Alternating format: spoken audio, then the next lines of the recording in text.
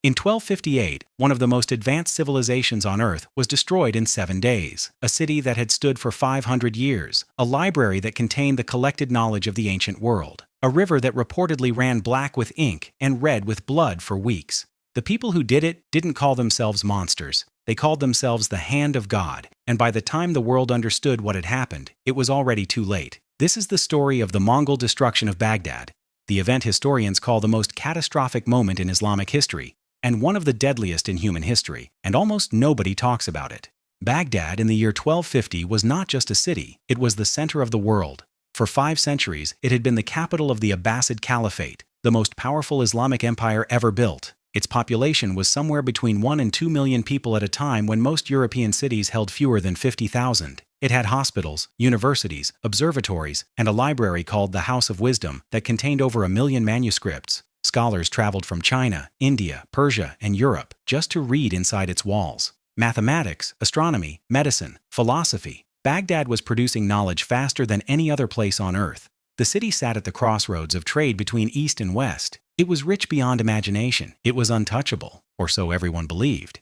His name was Hulagu Khan. He was the grandson of Genghis Khan, the brother of Kublai Khan, and he had been given one specific mission by the Mongol Empire: march west and destroy anything that refused to surrender.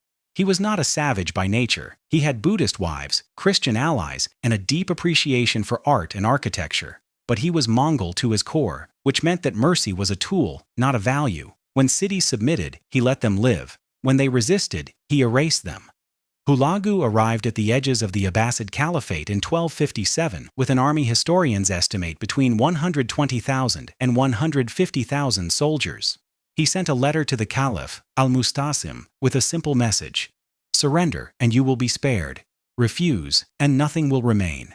Al-Mustasim was the 37th Caliph of Baghdad. He was also, by most historical accounts, spectacularly unqualified for the moment history had placed him in. He was indecisive, politically naive, and surrounded by advisors who told him what he wanted to hear. When Hulagu's letter arrived, his chief minister, a man named Ibn al-Alqami, who history would later accuse of deliberate betrayal, reportedly convinced the caliph that the Mongols were bluffing. Hulagu arrived at Baghdad in January of 1258. What followed was not a battle. It was a procedure. The Mongols were the most sophisticated siege army the medieval world had ever seen. They had Chinese engineers, Persian experts, and decades of accumulated knowledge on how to break fortified cities. They surrounded Baghdad completely. No one could leave. No supplies could enter. Then they began bombarding the walls with siege weapons, day and night, without stopping. The defenders of Baghdad, who should have numbered in the hundreds of thousands, had been reduced to a fraction of their potential force, partly due to political mismanagement and partly, some historians argue, due to deliberate sabotage from within. Within days, the outer walls began to crack. Within 2 weeks, they collapsed entirely. On February 10,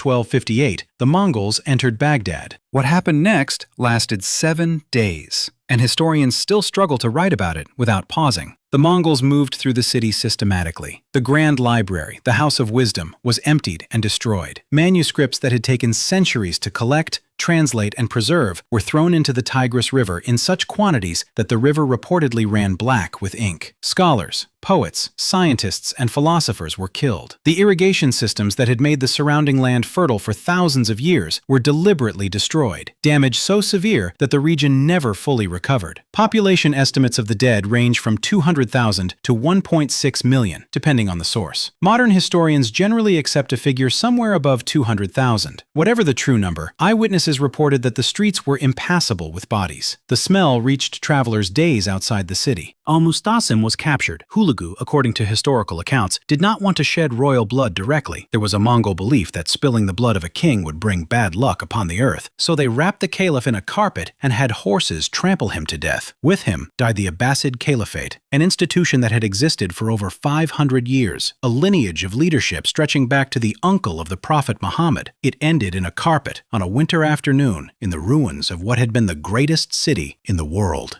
This is the part most history classes skip. The destruction of the House of Wisdom wasn't just the burning of books. It was the erasure of centuries of accumulated human thought that existed nowhere else. Works of Greek philosophy that had been translated into Arabic and preserved when the originals were lost. Medical texts that described surgical techniques Europe wouldn't rediscover for 300 years. Mathematical treatises, astronomical charts, poetry, legal scholarship. When people ask why the Islamic Golden Age, one of the most extraordinary intellectual periods in human history, seemed to end so abruptly in the 13th century, this is the answer. It didn't fade. It was deliberately and systematically destroyed in 7 days by one of the most efficient military forces the world had ever produced. The destruction of Baghdad sent a shockwave through the Muslim world that some historians argue the region never fully recovered from. Psychologically, theologically, and politically, it shattered a foundational belief that the caliphate was divinely protected and eternal. Trade routes collapsed. Scholars who survived scattered across the world, carrying fragments of what had been lost. The irrigation infrastructure that Hulagu's army dismantled had sustained agriculture in Mesopotamia for millennia. Within decades, land that had fed empires turned to desert. The population of the region dropped and did not recover to pre-1258 levels for centuries.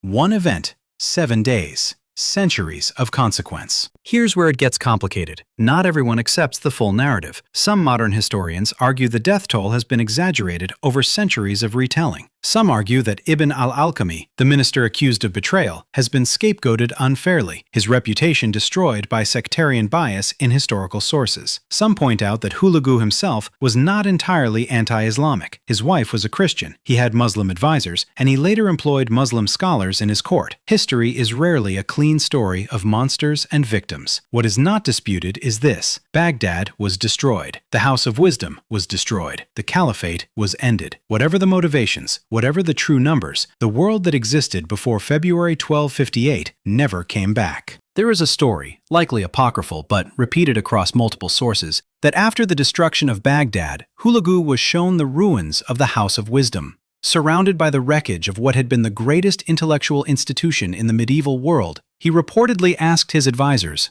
"What was all of this for?" The question, if he ever asked it, went unanswered. Because that is the nature of destruction. It is always easier to perform than to understand.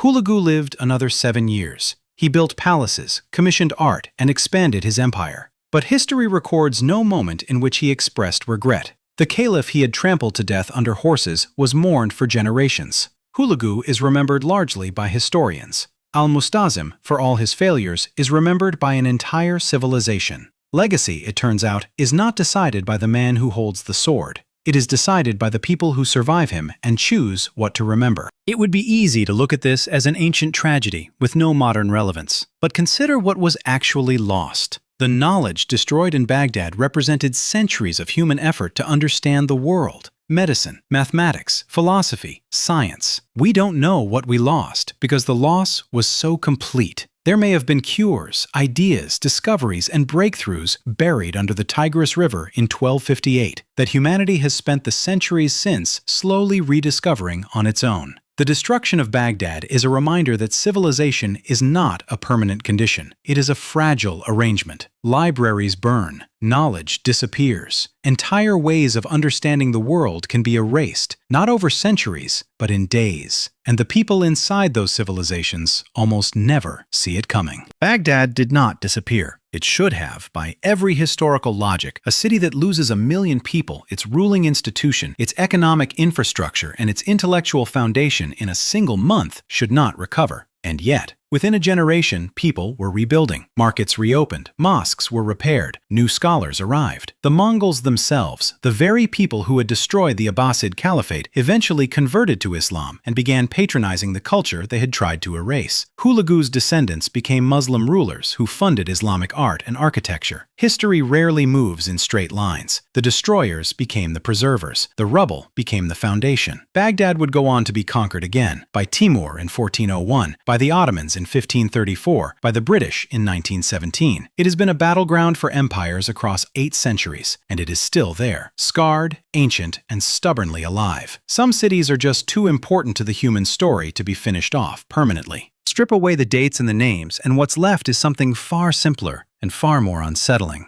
Power without wisdom always finds something to destroy, and wisdom without power can never quite protect itself. That tension has repeated itself in every century since, just wearing different costumes. Somewhere, right now, a piece of human knowledge is sitting one decision away from being lost forever. Not to an army, but to neglect, to budget cuts, to a server nobody backed up, to a language nobody bothered to translate before the last speaker died. We assume the things we build will outlast us. History keeps proving otherwise. If there's a single thread worth pulling from all of this, it's that nothing important defends itself. Someone has to choose to protect it, on purpose, before the moment demands it. That's it. That's the whole lesson hiding inside a story most people have never heard. If it made you think, that was the goal. Subscribe for more of history's forgotten turning points, the ones that shaped everything and somehow still get left out of the textbooks.